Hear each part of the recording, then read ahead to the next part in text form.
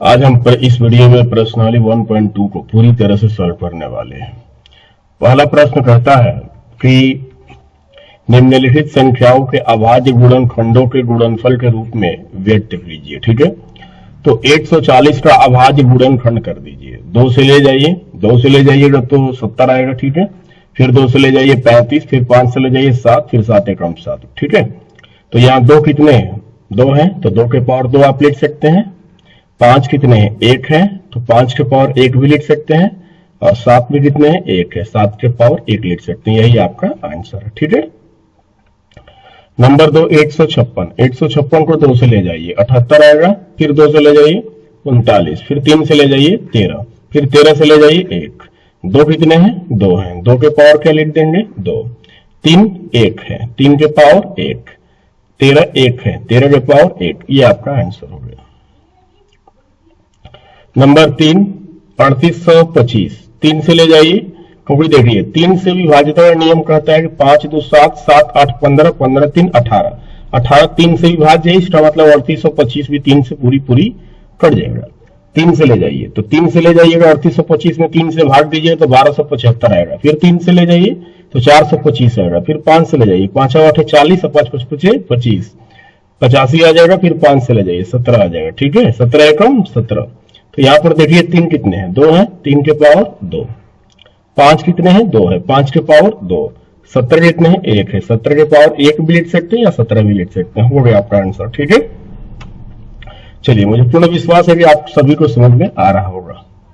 अब देखिए नंबर 4 है 5005। तो 5005 है तो 5 से ले जाइए, तो 5 एकम 5, 0 0, 5 एकम 5, 1001 आया। फिर 7 से ले जाइए, 1001 में जब आप 7 से भाग देंगे तो आएगा 143। फिर आप 11 से ले जाइए तो 13 आ जाएगा। फिर 13 एकम 13, 5 भी 1 है, 7 भी 1 है, 11 भी 1 है, 13 भी 1 है।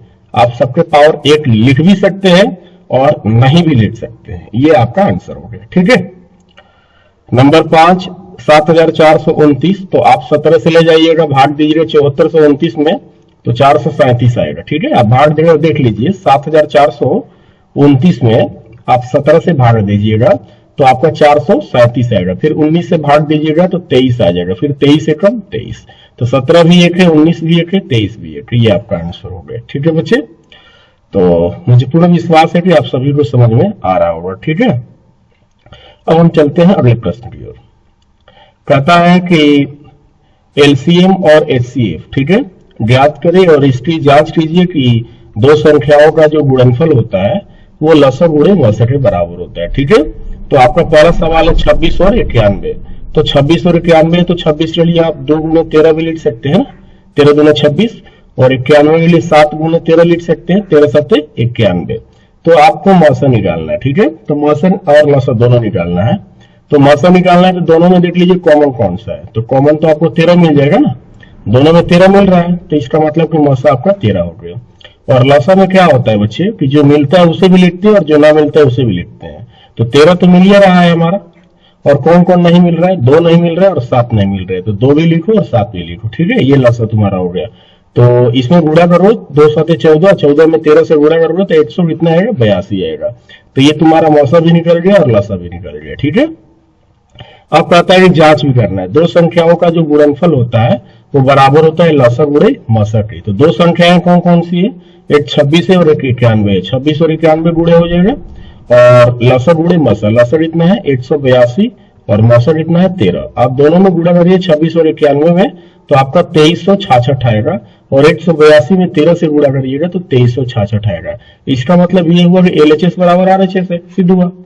ठीक है, देख लीजिए, कोई दिक्कत होगा तो जरूर कमेंट में करिएगा। नंबर 2,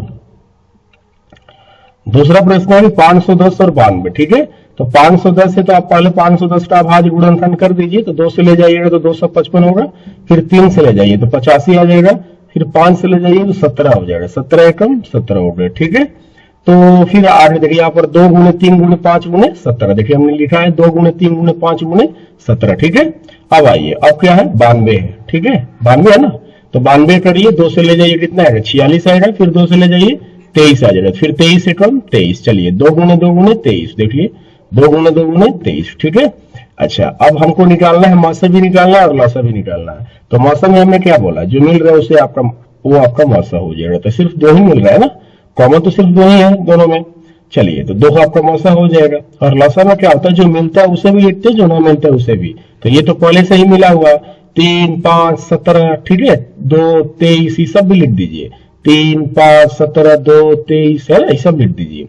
और सबका गुणा करिएगा तो आएगा 23,460। ये आपका लसा हो गया बच्चे, ठीक है। तो आप पहले देख लीजिए, कोई दिक्कत है तो जो मिलता है वो मौसा होता है, और जो मिलता है उसे भी लिख दीजिए, और जो नहीं मिल रहा है उसे भी लिख दीजिए। तो वो आपका क्या हो जाएगा, लसा हो जाएगा, ठीक है। अब आपको जांच भी करना है कि दो संख्याओं का गुणनफल बराबर होता है लसा गुणे मसा। आइए, तो दो संख्याओं का गुणनफल होता है लसा गुणे मसा। तो दो संख्याएं कौन कौन सी थी, 510 और 92 थी। तो इन दोनों का गुणनफल और लसा गुणे मसा, लसा कितना आया था बच्चे 23,460 और मसा कितना आया था 2। तो इन दोनों पक्षों में गुणा आप करिए, एलएचएस और आरएचएस में। देखिए एलएचएस में भी 46,920 आ रहा है और आरएचएस में भी 46,920 आ रहा है। आप गुणा करके देख लीजिएगा, ठीक है। तो ये सवाल आपको पूरी तरह से भी बनकर तैयार हो गया, ठीक है। अब हम चलते हैं तीसरा नंबर। तीसरा नंबर देख लीजिए थोड़ा सा, 336 है और कितना है 54 है। पहले देख लीजिए 336 का आप क्या करेंगे, अभाज्य गुणनखंड करेंगे। तो अंत में 6 है तो इकाई अंक 6 है तो 2 से कट जाएगा, ठीक है। तो 2 से 336 में 2 से भाग दीजिएगा 168 आएगा, फिर 2 से दीजिए 84 आएगा, फिर 2 से दीजिए 42 आएगा, फिर 2 से दीजिए 21 आएगा, फिर 3 से दीजिए 7 आ जाएगा, फिर 7 एकम 7, ठीक है। तो अब बताइए कितने 2 है, 4 2 है, 1 3 है, 1 7 है। देखिए 4 2 है ना, 1 3 है और 1 7 है, ठीक है। अब 54 में करिए, 2 से ले जाइए 27, 3 से ले जाइए 9, 3 के 9, 3 एकम 3, ठीक है। 2 गुणे 3 गुणे 3, ठीक है। चलिए, अब हमने आपको मासा कैसे बताया था, मासा के लिए जो मिल रहा है, मासा में देखिए 2 2 मिल रहा है, ठीक है। अब देखिए ये 3 3 भी मिल रहा है, ठीक है। तो ये 2 भी मिल रहा है, 3 भी मिल रहा है, तो 2 3 6, ये आपका क्या हो गया, मसा हो गया। और लसा में जो मिलता है उसे भी लिखते हैं, जो ना मिलता है उसे भी लिखते हैं, ठीक है। तो ये 2 भी तो मिल गया, 2 लिखा गया, और क्या लिखा गया, 3 भी लिखा गया, ठीक है। अब कितने 2 नहीं मिले हैं, 3 2 नहीं मिले हैं, और 2 और 3 नहीं मिले। देखिए 3 2 और लिख दीजिए, और 2 3 और लिख दीजिए, ठीक है। और 1 7 भी नहीं मिले, 7 भी लिख दीजिए। और सबका आप क्या करिए, गुणा करिए। तो गुणा करिएगा, आप खुद स्वयं गुणा करिए, ठीक है। अगर मैं गुणा करने लगूं तो बहुत इस वीडियो लंबा हो जाएगा, ठीक है। तो आप गुणा करके चेक कर लीजिए, 3024 आ जाएगा, ठीक है। तो ये आपका मसा भी निकल गया, और क्या निकल गया, लसा भी निकल गया, ठीक है। अब आपको क्या करनी है बताइए मुझे, अब आपको जांच करनी है, ठीक है। तो जांच कैसे होगा, तो दो संख्याओं का गुणनफल बराबर क्या होता है, लसा गुणे मसा होता है, ठीक है। तो दो संख्याओं का गुणनफल बराबर होता है लसा गुणे मसा। तो दो संख्याएं कौन कौन सी थी, 336 थी और 54 थी, और लसा कितना आया था 3024 और मसा 6। तो दो गुणा करिए तो 336 में 54 से तो आएगा 18,144, और 3024 में 6 से गुणा करें तो उसमें भी आएगा 18,144, यानी कि एलएचएस बराबर क्या हो गया, आरएचएस, ठीक है, प्रूव हो गया। आई होप कि आपको ये भी समझ में आ चुका होगा, ठीक है। अब देखिए, अब कहता है नंबर 3 कि अभाज्य गुणनखंड विधि द्वारा निम्नलिखित पूर्णांकों का एलसीएम और एचसीएफ ज्ञात करें। अच्छा वही वाला है, बस इसमें जांच नहीं करनी है, तो और आसान हो गया ना। देखिए 12 का, तो 12 है तो 2 दूना 4, 4 3 12, 15 है तो ऐसे ही हो जाए 3 5 15, 21 है तो 3 7 कितना हो गया, 21 हो गया। अब देखिए तीनों में क्या मिल रहा है, तीनों में जो मिलेगा वो आपका मसा होगा, ठीक है। तो देखिए 3 है, 3 है और 3 है, 3 मिल रहा है, तो इसका मतलब मसा को कितना हो गया, 3 हो गया। और लसा में जो मिलता है उसे लिख लीजिए, पहले जो मिल रहा है उसे लिख लिए हैं। अब कौन कौन नहीं मिला है, 2 नहीं मिला है, 2 लिख दीजिए। 5 नहीं मिला है, 5 भी लिख दीजिए। 7 भी नहीं मिला है, 7 भी लिख दीजिए, और सबका गुणा कर दीजिए, 420 आपका आंसर आएगा, ठीक है। चलिए 17 23 29 है, ठीक है। तो 17 के लिए आप 1 गुने 17 लिख सकते हैं, 23 के लिए आप 1 गुने 23 लिख सकते हैं, 29 के लिए आप 1 गुने 29 लिख सकते हैं, ठीक है बच्चे। तो आपका मसा क्या आ रहा है, देखिए तो मसा आपका 1 हो जाएगा, और लसा में क्या हो जाएगा, सब लिखा जाएगा, 17 23 29 गुणा में हो जाएगा, तो आपका आ जाएगा 11,339, ठीक है। प्लीज आपसे रिक्वेस्ट है कि हम गुणा नहीं कर रहे हैं, तो इसके लिए थोड़ा आप स्वयं गुणा करने की प्रयास करेंगे, ठीक है। चलिए, तो 17 29 और 23 में आप स्वयं गुणा करिएगा, 11,300 कितना आएगा, 39 आएगा, ठीक है। चलिए अब हम चलते हैं 3 नंबर, 8 9 और 25। तो 8 के लिए 2 दूना 4, 4 दूना 8, ऐसे ही कर सकते हैं। 9 के लिए 3 के 9, 5 25 के लिए 5 5 25। भाई इस तीनों में कोई मिल रहा है क्या, नहीं मिल रहा है ना, तो नहीं मिल रहा है तो इसका मतलब 1 होता है, ठीक है। चलिए लासा क्या होगा, तो लासा में जो होता है सब लिख दीजिए, तीनों 2 लिख दीजिए, ठीक है, दोनों 3 लिख दीजिए, ठीक है, और दोनों 5 लिख दीजिए, और सबका गुणा कर दीजिए, 1800 आपका आंसर आ जाएगा। जो नहीं मिलता है बच्चे वो आपका न, जब नहीं मिले तीनों में या दोनों में, तो आपका मौसम उस समय 1 होगा, ठीक है। चलिए अब हम चलते हैं अगले प्रश्न की ओर। देखिए अगले प्रश्न की ओर चलते हैं। कहता है कि HCF 306 और 657 का HCF कितना है बच्चे, 9 है, ठीक है। और तो 306 और 657 का क्या पूछा है, एलसीएम पूछा है। तो आप तो एलसीएम तो ऐसे भी कर सकते हैं, 306 और 657 का लॉसा तो ऐसे भी निकाल सकते हैं आराम से, है ना, लेकिन ऐसे ना निकाल के थोड़ा सा इस अंदाज में निकाल दीजिए। देखिए लसा गुणे मसा बराबर क्या होता है, दो संख्याओं का गुणनफल। तो लसा हमसे पूछा है, तो लसा बराबर क्या हो जाएगा, दो संख्याओं का गुणनफल बटा में मसा हो जाएगा, गुणा में मसा भागा में आ जाएगा, ठीक है। अब दो संख्याओं का गुणनफल कितना है बताइए, तो दो संख्या कौन कौन सी है, 306 है और एक संख्या है 657, दोनों का गुणा कर दीजिए। और मसा कितना बचे, तो मसा यहाँ पर दिया हुआ है, देखिए 9 दिया है ना, बटा में 9 लिख दीजिए। चलिए 9 से घटाइए, 9 3 27 और 3 6 36 हो गया, तो 9 के पढ़ा 4 बार पढ़िएगा तो 36 आ जाएगा, ठीक है। अब 657 और 34 में गुणा करिएगा बच्चे, तो आएगा 22,338 आ जाएगा, ठीक है। आप यहाँ पर 657 में और 34 में आप गुणा करके चेक कर लीजिए, ठीक है, तो आपका आएगा 22,338 आ जाएगा, ठीक है। आई होप कि ये भी सवाल आपको समझ में आ गया होगा, ठीक है। चलिए कहता है जांच कीजिए कि क्या किसी प्रकृत संख्या n के लिए, ठीक है, संख्या 6 के पावर n अंक 0 पर समाप्त होती है कि नहीं होती है। देखिए 0 पर कर रहे हैं, यानी इकाई अंक 0 आना चाहिए। देखिए n कैसी संख्या है, प्रकृत संख्या है। प्रकृत संख्या इसका मतलब n बराबर 1 2 3 4 ये सब होनी चाहिए, है ना। तो अब रही बात की जो संख्या दिया हुआ है 6 के पावर n दिया हुआ है, आप n बराबर 1 पर पहले रखिए। तो n के 6 के पावर n है, तो n की जगह पर आप क्या रखेंगे, 1 रखेंगे, ठीक है। तो 1 रखिए, तो 6 के पावर 1 का मतलब क्या होता है, 6 होता है। n बराबर 2 ले लीजिए, तो 6 के पावर अब क्या होगा, 2 होगा, तो 6 गुणे 6 यानी कि 36। n बराबर 3 ले लीजिए, तो 6 के पावर 3 हो गए, तो 6 गुणे 6 गुणे 6 3 बार गुना करिएगा तो कितना आएगा, 216। n बराबर 4 ले लीजिए, तो 6 के पावर 4 हो गए, तो 6 को 4 बार गुना करिएगा तो 1296। ये क्या, आप देखिए इसके इकाई का अंक कितना है, 6 है, इसमें भी इकाई का अंक 6 है, इसमें भी इकाई का अंक 6 है, इसमें भी इकाई का अंक 6 है। क्या कभी आपका 0 पर समाप्त हो रहा है क्या, यानी कि हमने n बराबर 4 तक से अंक ले लिया, फिर भी हमारा हर अंत में आपका 6 ही मिलता है, ठीक है। आप 5 भी लोगे तो भी 6 मिलेगा, 6 भी लोगे तो भी आपको n बराबर 6 लोगे ना, तो भी आपका इसका 6 के पावर अगर 6 रखोगे तो भी इसका अंत में इकाई अंक 6 ही होगा। तो इस स्थिति में हम ये देखते हैं कि हर बार इकाई का जो अंक आता है वो 6 ही प्राप्त होता है, ठीक है। अतः किसी प्रकृत संख्या n के लिए संख्या 6 के पावर n अंक 0 पर समाप्त नहीं होगी। सिंपल सी बात है, क्योंकि हर बार कितना आ रहा है, 6 ही आ रहा है। तो हम कह सकते हैं कि किसी भी प्रकृत संख्या n के लिए संख्या 6 के पावर n अंक 0 पर समाप्त नहीं होगी, ठीक है। चलिए अब कहता है कि व्याख्या कीजिए 7 गुणे 11 गुणे 13 प्लस 13 और 7 गुणे 6 गुणे 5 गुणे 4 गुणे 3 गुणे 2 गुणे 1 प्लस 5 ये भाज्य संख्या है, ठीक है। देखिए 7 गुणे 11 गुणे 13 प्लस 13, एक पद आपका ये हो गया, ठीक है, और दूसरा पद आपका ये हो गया। दोनों में क्या कॉमन मिल रहा है, 13 निकाल लीजिए, तो 11 7 गुणे 11 हो जाएगा और ये प्लस में 13 एकम 13 हो गया, 11 7 77 1 78 हो गया, और 13 में 78 से गुना करिए तो 1014 आ गया, ठीक है।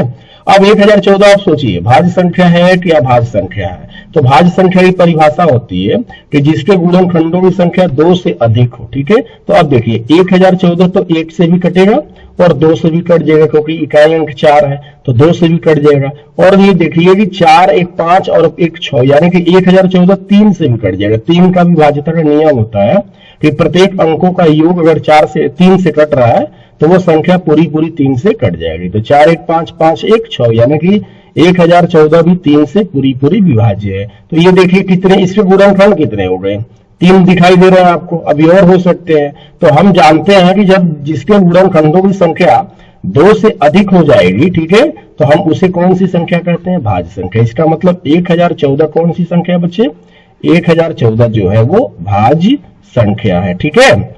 अब हम चलते हैं, एक और भी है 7 गुणे 6 गुणे वाला, ठीक है, उसको हम बनाते हैं। देखिए 7 गुणे 6 गुणे 5 गुणे 4 गुणे 3 गुणे 2 गुणे 1, ठीक, प्लस 5। आप एक पद इसे मान लीजिए, ठीक है, और दूसरा ये हो गया आपका, इन दोनों में क्या मिल रहा है, 5 मिल रहा है ना, तो यहाँ 7 गुने 6 गुने 4 गुने 3 गुने 2 गुने 1 प्लस 1 हो जाएगा। सबको गुणा करिए तो 1008 आएगा प्लस 1, 1008 और 1 जोड़ दीजिएगा 1009, और 5 में 1009 से गुणा करिए, 5 9 45 तो 5 हासिल 4, 5004, 5000 हो गया, 5 एकम 5। अब जरा सोचिए 5045 भाज्य है कि अभाज्य है, तो भाई 5000 जो 45 से 8 से भी कट रहा है, 5 से भी कट रहा है, अभी हमने 1009 में 5 से गुणा किया, इसका मतलब कि 1009 से भी कट जाएगा। तो दो जिसके गुणनखंडों की संख्या 2 से अधिक हो जाती है बच्चे, तो वो कौन सी संख्या हो जाती है, वो तो भाज्य संख्या हो जाती है। तो हम कर सकते हैं कि यह भी एक भाज्य संख्या है ना। चलिए बिल्कुल समझ में आ रहा होगा आपको, अगर आपको समझ में आ रहा है प्लीज लाइक कर देना, ठीक है। चलिए अब एक और सवाल है लास्ट, कि किसी खेल के मैदान के चारों ओर एक वृत्ताकार पथ है और इस मैदान का एक चक्कर लगाने में सोनिया को 18 मिनट लगते हैं, जबकि इसी मैदान का एक चक्कर लगाने में रवि को 12 मिनट लगते हैं, ठीक है। मान लीजिए कि वे दोनों एक ही स्थान और एक ही समय पर चलना प्रारंभ करके एक ही दिशा में चलते हैं, तो कितने समय बाद वे पुनः प्रारंभिक स्थान पर मिलेंगे, ठीक है। आइए बनाते हैं इसे। देखिए सोनिया कितना समय लेती है बच्चे, 18 मिनट, और रवि कितना समय लेता है, 12 मिनट। चलिए सोनिया को भी दौड़ाइए और रवि को भी दौड़ाइए। तो चलिए 18 का पहाड़ा पढ़ दीजिए, 18 दूना 36, 18 3 54, 18 4 72, ऐसे चलता जाएगा। और रवि को भी दौड़ाइए, 12 का पहाड़ा पढ़ दीजिए, 12 12 दूना 24, 3 36, 48। अब देखिए कौन सा अंक सबसे पहले मिल रहा है, तो आपको पता चलेगा कि इसमें 18 है तो इसमें 18 नहीं, इसमें 36 है। तो हाँ देखिए सबसे पहले यही मिला ना 36, इसका मतलब आपका जो लसा हो गया 36 हो गया। अतः 36 मिनट के बाद वे पुनः प्रारंभिक स्थान पर मिलेंगे, ठीक है। इस तरह से ये आप प्रश्न को सॉल्व करेंगे, ठीक है। तो आई होप कि आपको सारी चीजें समझ में आ रही होगी। कि अगर आपको ये वीडियो अच्छा लगा होगा तो please like share and subscribe कर देना बच्चे, ठीक है। धन्यवाद।